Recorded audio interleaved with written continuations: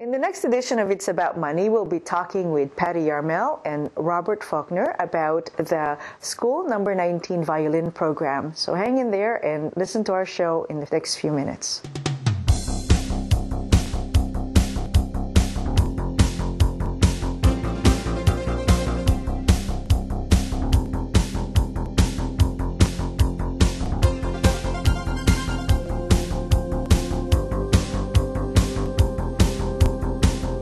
Hello and welcome to another edition of It's About Money. I'm Nannette Nocon and thank you for joining us. In the past programs, we've talked about a number of different topics. We've talked about generating income. We've talked about ways to spend money, save money, invest money, protect money. And we've also talked about giving money away through philanthropy. Today we have a wonderful program about the violin program at School Number 19 in Rochester, New York. Our guests today are Patty Yarmel and Robert Faulknor. Thank you so much for being here. Thanks for having us. Now, this is an exciting program that you started in the fall of 2008, right? Is that correct? Mm-hmm. That's correct. Now, violins are very expensive to begin with, Yes. and then you started at a time when the economy was going through a meltdown. How did you manage to start a violin program in the fall of 2008? Well, I guess the first thing is we didn't really think much about the economy, or we probably wouldn't have started it. In the spring of 2008, I was approached by a group of parents at the Rochester Violin Youth Orchestra about doing some outreach programs in the community. And through my work as a psychologist, I had experience at many different elementary schools in the district, and had a particular connection with one of them that I thought would be a really great partnership. So what I wanted to do was, many programs will go in and do a one-shot deal with children and maybe do a concert, do an art project, do a science experiment. And those experiences are wonderful, but my feeling is that to have any kind of impact on children's lives, you want to have some kind of regularity to it. So I presented the idea of partnering with a specific school and having our children from the youth orchestra provide some kind of monthly interactive small concerts where the elementary students could come and listen to the youth orchestra members, learn about the instruments, have a chance to ask questions, participate. And this would happen on such a regular basis that they would get to know the faces of the kids from the youth orchestra and maybe begin to dream and imagine that this could be something they could do when they got older. So we picked School 19 because the principal there was really open to the idea of having us there, and she's also a former band teacher, Anne Brown Scott, and she was really open to having us come in. And so we started with the idea we would begin in the fall of last year and give our monthly concerts.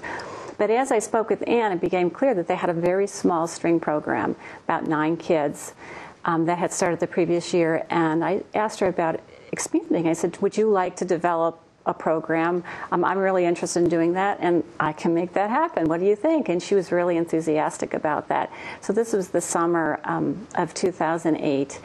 And so I went back to the youth orchestra and said, what do you guys think? Do you think that we could do this? Maybe we could have youth orchestra members come in and help teach after school. We could have some of our advanced players come in. And people were very enthusiastic. So I began with the idea that what we needed was violins to begin with, because we certainly wouldn't have enough violins, and we wanted to open this up to anybody that wanted to participate. So I went out into the community and began just making phone calls and asking music stores if they had instruments that they were no longer using, that were maybe in rental pools that they couldn't rent anymore. And within about a maybe 10-day period, I had collected about 30 instruments that were just from the community. Wow, people are generous, because violins are expensive. People in this community are incredibly generous, and people that are involved with the arts know that the power of music to transform a life. It gives anyone, we all have the experience as adults, as young people, that no matter what your mood is, if you put on that piece of music that changes your life, you can go from a dark moment to a perfectly beautiful moment, all in the space of 30 seconds with a piece of music. Anyone that's studied an instrument knows that it's a way to expand our minds, to just generate different possibilities. And so the community, the Rochester community, is very active in music. We have the Eastman School of Music, we have the Philharmonic, and people are open to this. And I think that it wasn't a new idea. I mean, it was a new idea to ask people, but I think that they want to give. They want children to have the experience of music. So it wasn't hard to get those 30 instruments. People really wanted that to happen for our kids. That's fantastic. Now, Robert, what was your reaction when this was brought up? How did you get involved? You're a music teacher at School 19. Well, I had previously taught 3 years in Buffalo as a general music teacher, and the school had, through a grant process, received some violins. And so I was able to work with violins there. I was not originally a violin teacher, but through theory classes and the practice classes in college, I was familiar with the violins. So I was able to start working on my violin skills in Buffalo. And when I came here to work in Rochester, we had 10 violins, we had 9 students, and maybe a couple cellos. And then it was amazing, because I walk in and I'm trying to figure out, where I'm supposed to be and what's my expectations.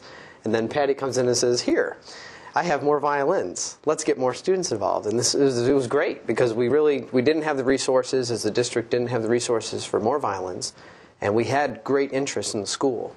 So this was a great opportunity, and I just looked at it as an opportunity. I looked at it as that. So let's get more kids involved, let's get them playing, and let's get people involved. That's great. So you really had the instruments, and you've got to make the instruments produce music by getting the kids involved. Now, what was the reaction of the parents? I mean, do the kids need permission from their parents to be able to participate in a violin program? It's essentially they sign up if they want to do it, because the permission part comes in terms of paying for giving a small amount of money to bond the instruments so that they can take them home. Our third graders, we keep the instruments at the school, so that really wasn't an issue. But parents are so delighted with this.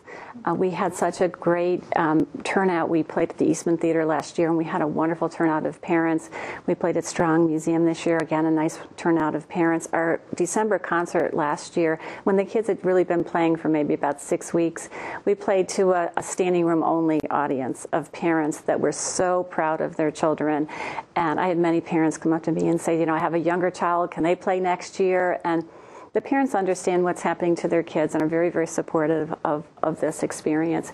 It might not have happened, this many. Generally, this year we have a class of 38 beginning third graders. That's every third grader in the third grade class at School 19 is signed up to play the violin and has already had a couple of weeks worth of lessons. That's extraordinary. We believe that they can all play, they can all do something with the violin, and we give them that possibility, and the parents are thrilled. Oh, that's remarkable. What kind of changes have you seen with the students when they get involved with learning and playing the violin? Many changes, many wonderful things. There are so many studies out there that it wouldn't be easy to speak specifically about any one study. But what I've seen in the school, and what Patty and I have seen together, is and the teachers have commented on, is the work ethic and the teamwork is greater in the classroom, as it is with us. When the students come to us, a lot of the things that they struggle with principle-wise is minding their own business, not worrying about what other people are doing, and then in result of that, they don't focus as well in the classroom.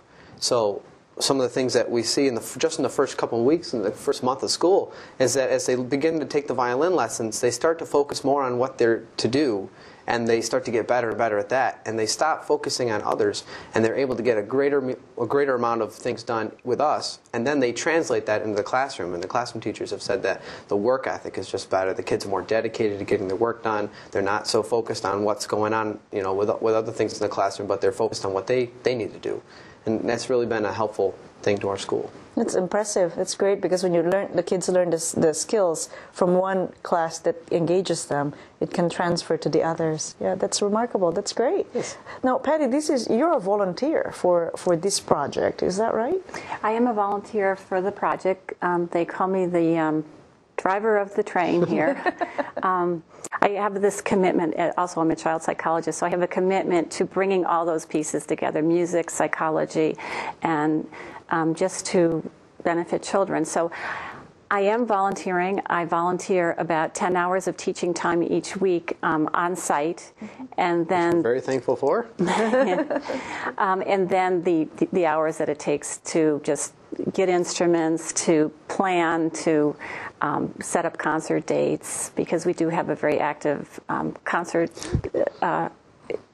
schedule ahead of us. We are performing at the Kilburn Hall, at the Eastman Theater, probably the Jazz Festival. Actually, we have been asked back to the Jazz Festival and the Lilac Festival again. So we keep our kids performing, and that really makes it wonderful for them. Yeah, that must be very nice for the children to be able to show off what they've learned. Yes. Right, that's great. That's terrific. How many kids do, last year, when you started out with so many children, did most of them stay in the program throughout the school year? Actually, all of them stayed in the program. We had a couple of children that moved away. Okay. But besides that, everyone came back committed and ready to go and were very excited about it. And I think that's incredible. I mean, because many programs lose kids over the years, over the summer months, and they all came back as violinists. They see themselves as violinists and they want to play the violin. And they're an incredible group of kids. So we have 22 returning students from last year. Very nice. That's great. Now, when you conduct the lessons, do you also think about other coaching or teaching skill, the children besides the violin? I mean, how do they get so motivated? I mean, because it's unique, you know what I mean? Well, I think one of the nice things that I'm able to do in the beginning of the year is my instrument demonstrations. And that drives a lot of interest in the school, especially for our band, because our band was in the same situation as the strings were last year. We had about 10 students, and at the beginning of the year, we didn't have violins, but we did have some band instruments, so we were able to increase the band number up to about almost to 30, and we kept adding on throughout the year. We got almost up to 40. And in the string program, the same way. As we got instruments, we were able to get more students. And when students see other students doing well, they also want to be a part of this. That's good. So as we were getting instruments and getting more motion and more students involved, the other students in the school wanted to do this as well. And then also, I was able to teach some general music classes last year, and we were building interest that way. And I believe that almost all of the students that were stayed in the school from the general music classes are involved in the string or the band program this year. Because they could really be influenced one way or the other. They could be influenced positively through this kind of program, or influenced negatively through some other, distractions that happen in their lives. So that's really wonderful. Now, what about the reaction of the kids through the Philharmonic Youth Orchestra? Have they been able to coach and mentor the children as well? Yes, that was a really nice part of this program. And last year we had a couple of students that came in weekly and worked with the children after school. They worked with them individually, and that was incredible for both of the kids that did that. Every single week they were there.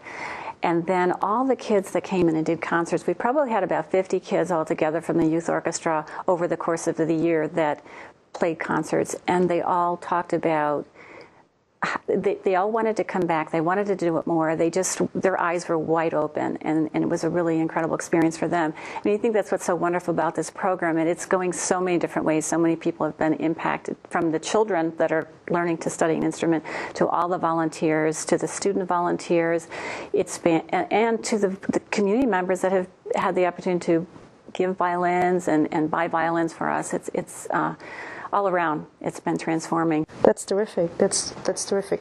Now, it's unique. I think sometimes people have certain ideas and then they start it, but then it just kind of fizzles out. But yet you have a lot of energy for this program. I think that's really remarkable. And having been a violin player, a violinist as a young person, but in your case, Robert, you picked up the violin just a couple of years ago, right? Yes. And it's just wonderful to see how this instrument brings people together and just enriches their lives in ways that you've described earlier. So now in the summer, do they take some lessons as well, or do they actually take a break and then they resume in the fall? How does that work? This summer, I actually did violin lessons at School 19. I offered them to any child that was in summer school. Oh. And there weren't a lot of children in the violin class that were at summer school.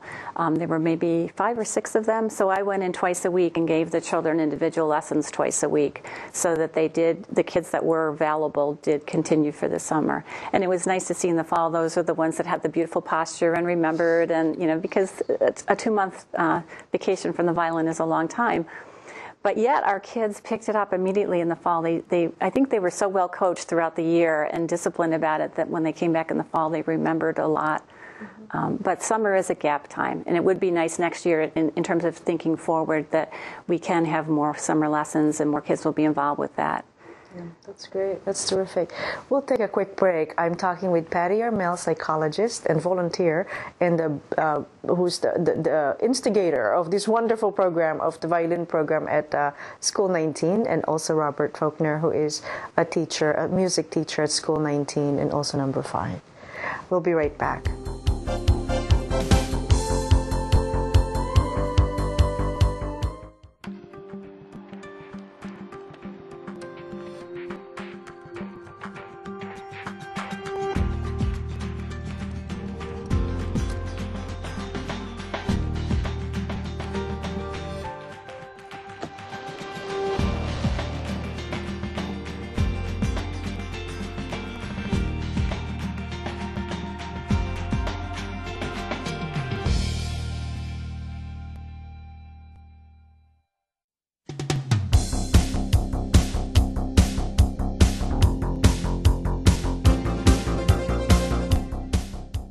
And we're back. I'm Nannette Nocon. Welcome back to It's About Money. Our guests today are Patty Yarmel and Robert Faulknor from School 19 Violin Program. There's so much to talk about, but this year, in 2009, in the fall, you have the entire class of the third graders involved in the violin program, right? Right. How is that working out? I mean, that could be total chaos or really wonderful. How is that working out? Well, it's working very well. It wouldn't work without the help of Patty and other people that we've brought in, that she's helped me bring in. And there are just so many students that are in the band and in the strings, and we don't want to limit that. Mm-hmm. So the only way to make that work is to have the volunteers, such as Patty and Gretchen and Lee, helping us with the lessons and with the rehearsals. I'm still involved, but as more of a delegated role, so that we can address the band as well. I see. Okay, so it's quite a bit. No, what about the classroom? Does that become chaotic with all the kids involved? What we do is each child gets a small, kind of a semi-private lesson where they're with another child and a teacher. That happens once a week. And then we also have a giant group super lesson where all 38, we have 2 of these. We have one where we have our older kids that have been playing for a year or 2. They have one group lesson, and then we have another beginner group lesson. And the beginner group lesson has 38 children in it. And we all go to one room with 38 violins, and we try to have some kind of group experience with the violin that with some order to it. And I have to admit, the first time we all got together in the group, you do a lot of learning. You really do a lot of learning and what works. And just even simple things like, how do you set up in the room so that the children have enough space so that they can actually pick up their violins and bow and not bump into each other? And where do you put the cases so the violins, if you don't want them in their hands at that point, so they don't step on them? There's all these logistical things that you have to think about.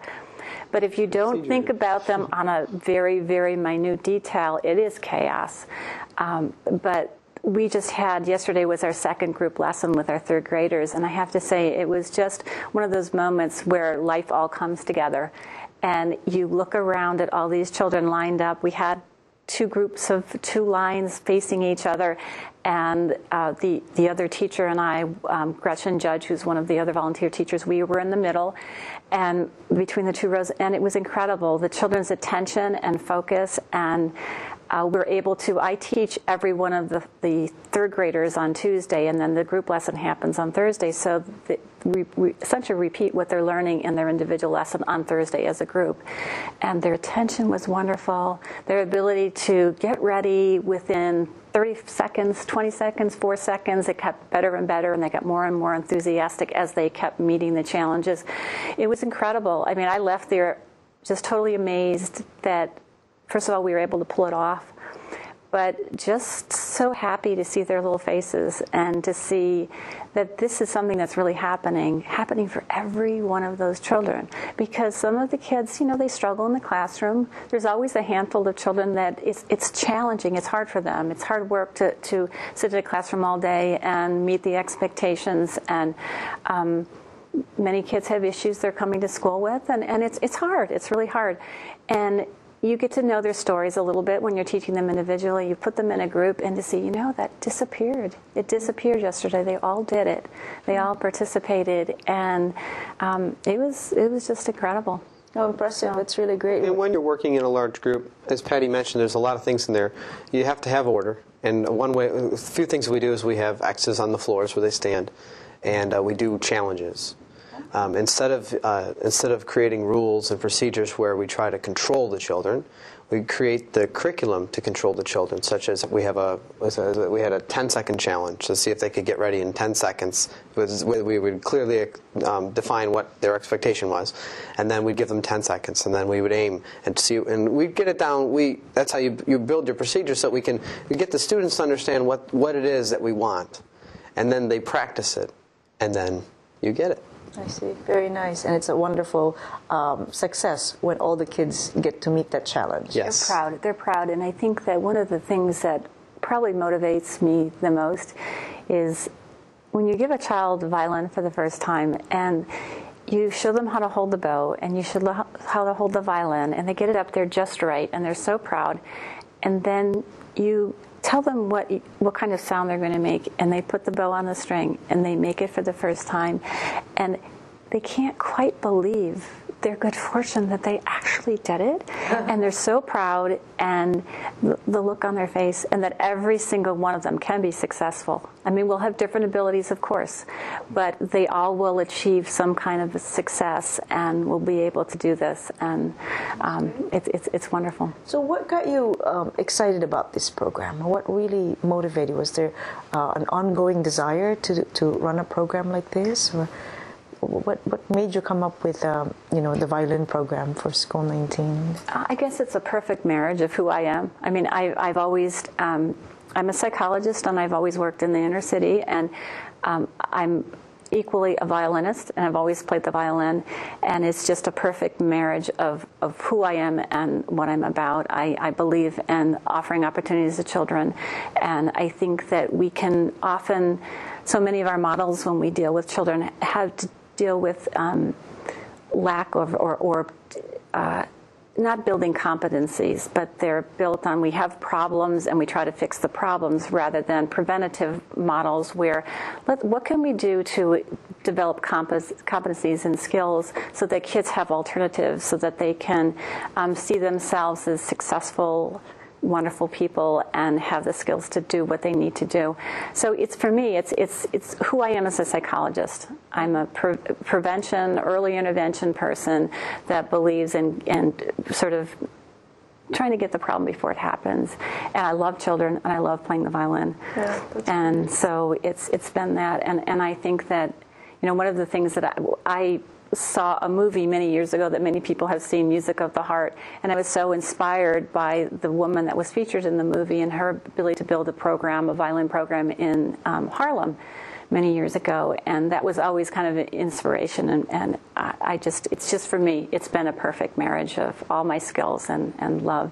That's wonderful to hear. How about you, Robert? It takes patience, because I'm sure there are some kids that are not naturally gifted. Well, I can say, just this past year with the job scare, and I was laid off. I was one of the music teachers that was laid off of the district, and the only thing I could do, and I couldn't get upset, because I was just so thankful, and I really was thankful and happy that I had at least 1 year with these kids and with this program. Mm-hmm. And when I got my job back, I was just jumping and jiving, ready to go at it again. Because it really is, it's not about, it is, and it's not about, getting paid for my job. I'm a teacher, and there's that expectation that I need to support my family. But it's more than that. It's about providing an experience, about providing an instruction that these students won't get if I'm not there, mm-hmm. and if Patty's not there. And that's one of the main things that I'd like to promote today, is that with each person that gets involved, something new is brought to the table. Mm-hmm. And something that cannot be replaced by anyone else is brought to that table, and you have to have it. So as people get involved, that's what I look for. I look at, what is this person going to bring to us that we don't have? And we've had lots of people helping us out that have all brought something new to the table that have been extremely helpful. And I'm just so thankful for it. That's great. Thank you. I wish we had more time to talk about the program because it's so inspiring and it's doing a lot of good things.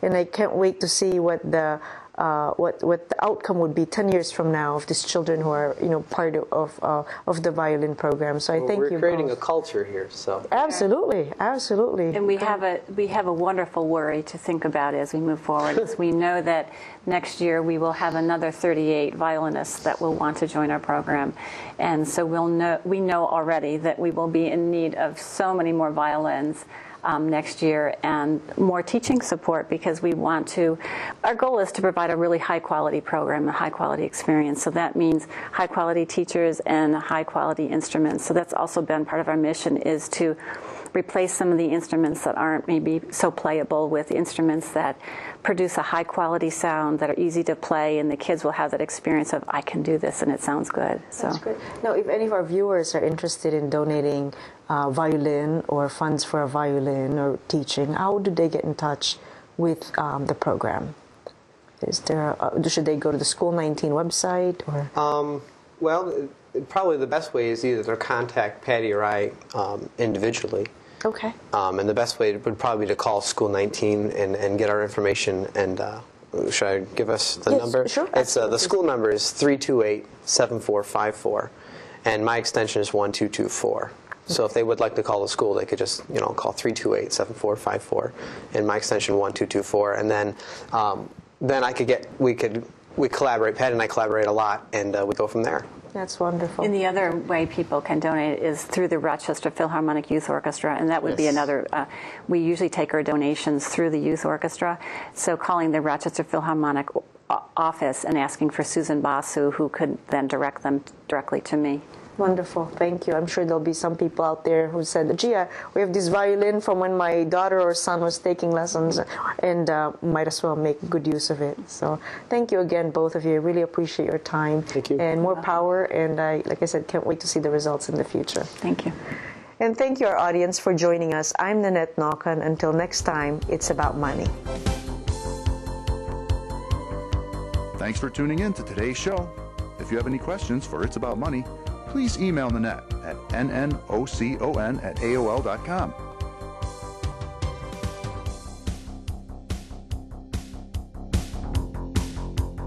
This program was produced through Penfield Community Television in Penfield, New York.